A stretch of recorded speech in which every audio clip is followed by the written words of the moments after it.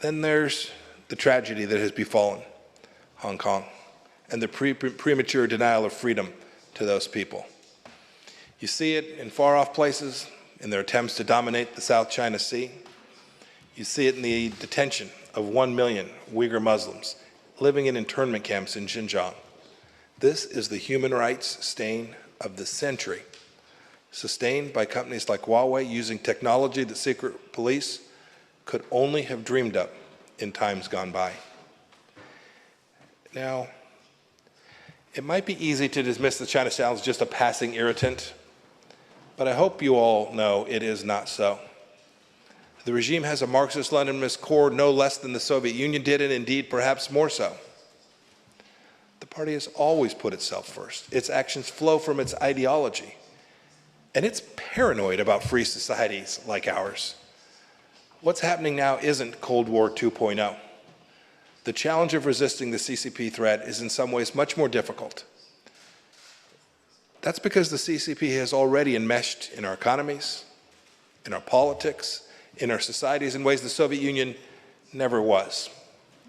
And Beijing is not likely to change course in the near future, although one lives in hope. No one thought the Berlin Wall would fall.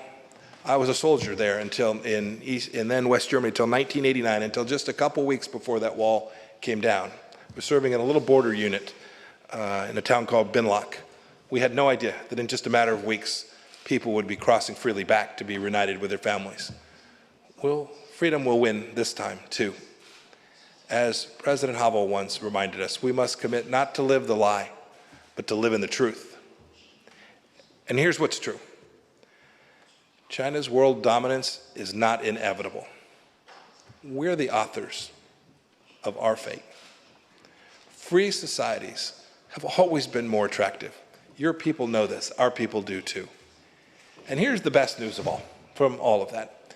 The resolve of freedom-loving people all over the world is to defend their way of life, and it is growing. I see it every place I go. Americans now recognize that the CCP, which is totally separate from the Chinese people, threatens their values and their way of life. Both parties in Washington agree on very little, but on this, we all know what we're up against. You know, I spend a great deal of time talking to members of both of our political parties. The tide has turned, just as I see it turning here in Europe as well. The West is winning. Don't let anybody tell you about the decline of the West. That is false. That is their narrative.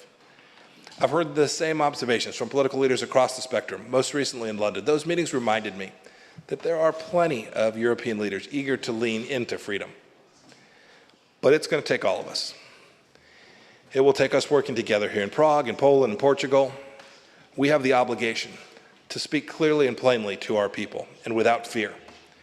We must confront the complex questions presented by this challenge, and we must do so together.